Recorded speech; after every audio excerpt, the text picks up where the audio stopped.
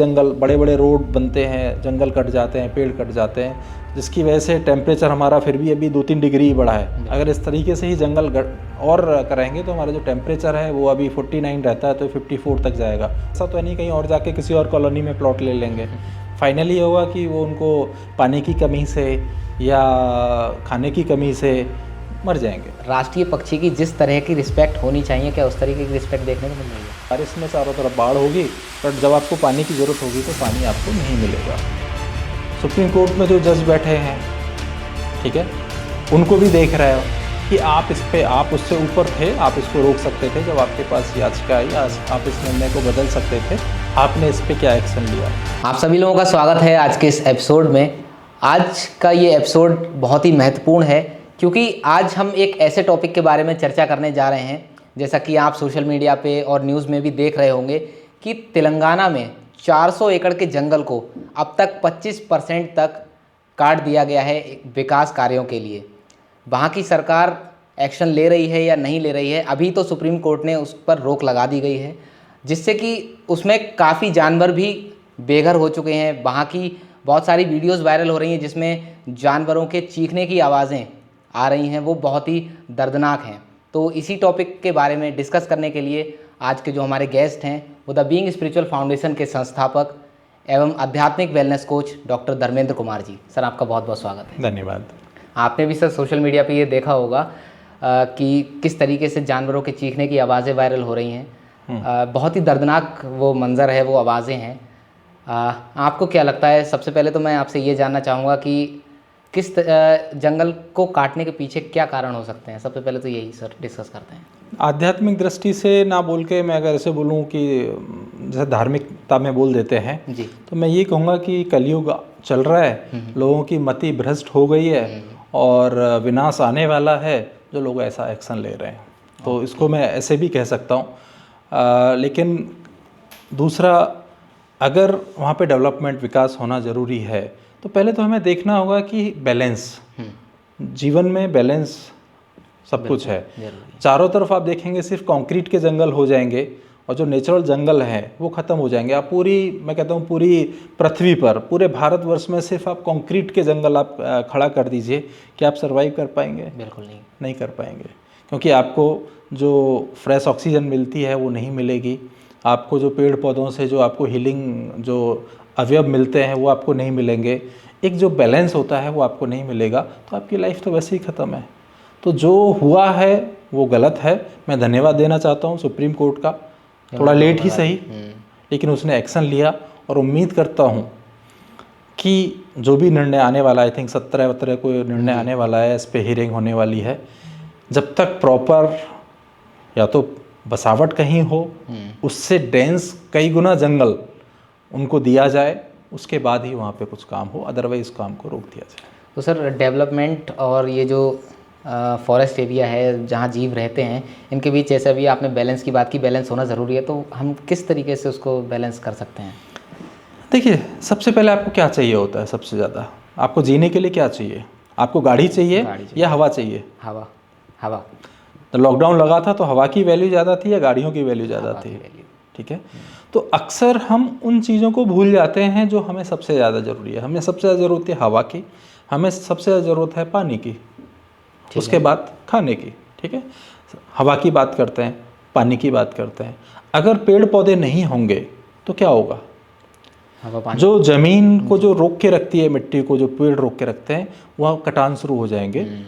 नदियाँ जो हैं वो नहीं बचेंगी। सिर्फ और सिर्फ ऐसा होगा कि बारिश में चारों तरफ बाढ़ होगी, बट जब आपको पानी की ज़रूरत होगी तो पानी आपको नहीं मिलेगा। तो इसलिए पेड़ पौधे ज़रूरी हैं। उनसे जो ऑक्सीजन निकल रही है वो आपको श्वास के लिए ज़रूरी है।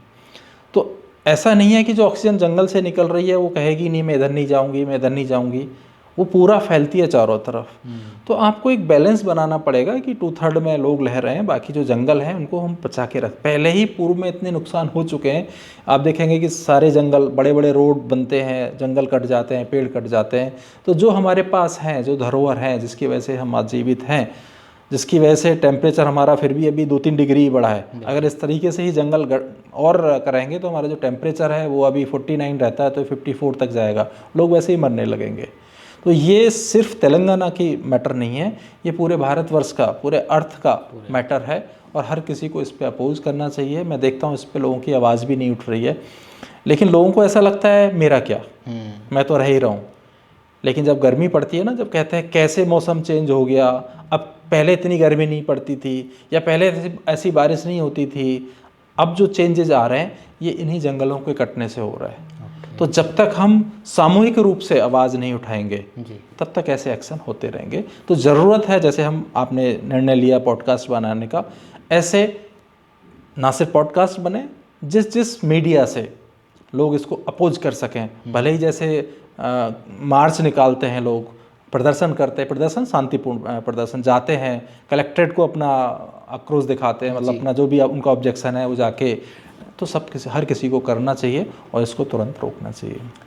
सर जीव जो वहाँ पर मतलब उस जंगल में रहते हैं, 25% जंगल काट दिया गया है, तो उन पर इसका क्या प्रभाव पड़ा? क्या वो जो जीव हैं वो जो 75% बचा हुआ जंगल है, क्या उसमें सर्वाइव नहीं कर सकते? वही फर्क पड़ेगा जिसका घर रातों रात उजाड़ दिया जाए। अगर आपके घर पे रातों रात भूकंप आ जाए, वो गिर जाए, तो आप पे क्या फ़र्क पड़ेगा? बस ये है कि आपकी संवेदनाएं हैं कितनी हैं, वो मायने रखता है। अगर आप जीवित हैं, आपकी संवेदनाएं जीवित हैं, तो आप इसको समझ सकते हैं कि क्या प्रभाव पड़ेगा। अदरवाइज़ तो क्या फ़र्क पड़ेगा, वो बेचारा, उसको कह तो सकता नहीं, बोल सकता नहीं। आपने उसके घर को रातों रात लाइट लगा करके और 100 बुलडोजर लगा के, आपकी मनसा ही कुछ शायद पता नहीं क्या है।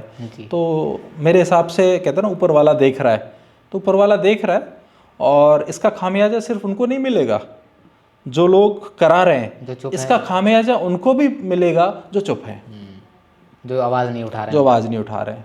ओके सर, जीवों को तो नुकसान हुआ ही है, उससे जंगल को भी नुकसान हुआ। अगर ये पूरा जंगल मान लीजिए कट जाता है विकास कार्य के लिए, तो उस इलाके में जो आसपास लोग रह रहे हैं, ह्यूमंस रह रहे हैं, उन पर और उसके आसपास के इकोसिस्टम पे क्या प्रभाव पड़ेगा? भाई अगर जानवरों की छोड़ो, थोड़ी देर के लिए मर गए बेचारे, बेघर हो गए, ख़त्म ही हो जाएंगे। उनके पास ऐसा तो नहीं कहीं और जाके किसी और कॉलोनी में प्लॉट ले लेंगे।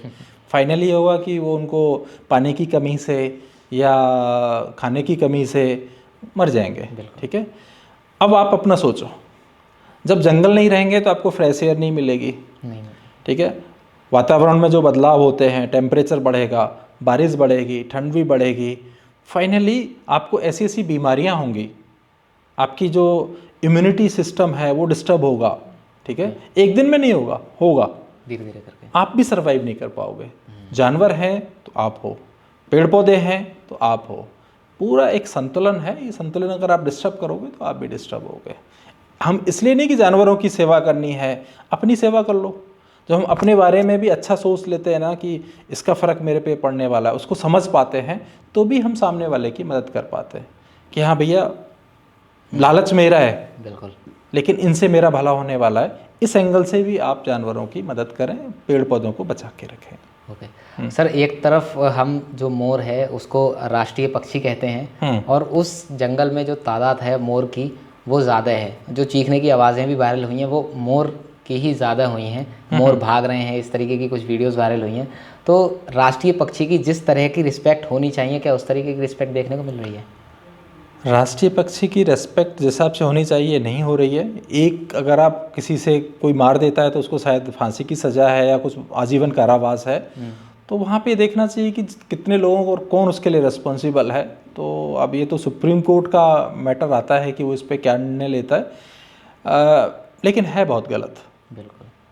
अब सर हम इसको थोड़ा सा आध्यात्मिक दृष्टि से भी आप एक्सप्लेन कर दीजिए, ये जो पूरा मैटर है इसको आध्यात्मिक दृष्टि से आप कैसे देखते हैं? देखिए, ऊपर वाला तो सभी को देख रहा है, जो निर्णय ले रहा है उसके भी खाते में लिखा जाएगा कि आपने जंगल को काट दिया।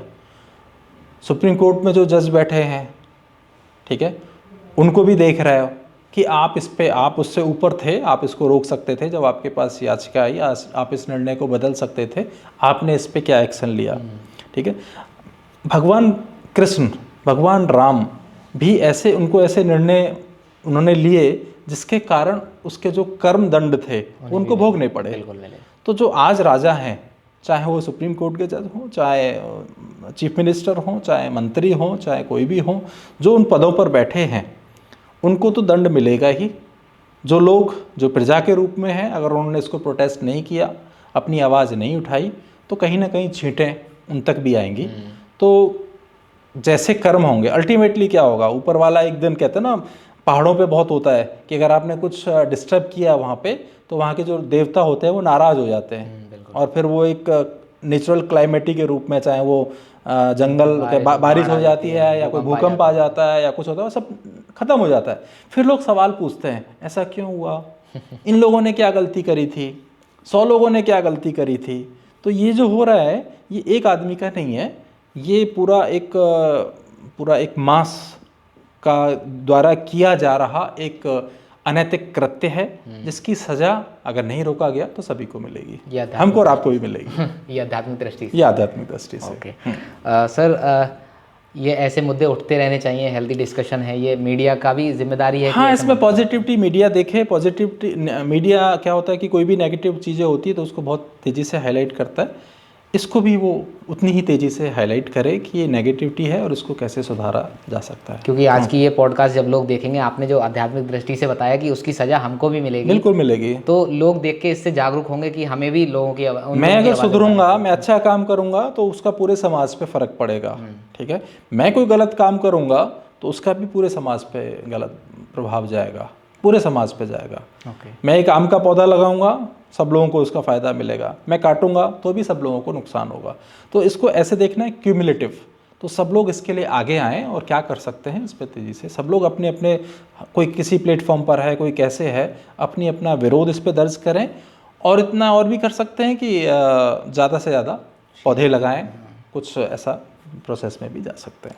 बहुत बहुत धन्यवाद सर आपका कि हम लोगों ने ये सब चीज़ें डिस्कस की, आध्यात्मिक दृष्टि से हमने देखा, धार्मिक दृष्टि से भी देखा, और क्या चीज़ इसमें हम बेटर कर सकते हैं प्रोटेस्ट करके या फिर पेड़ पौधे लगा करके, ये भी सारी चीज़ें हमने जानी। सर बहुत बहुत धन्यवाद आपका।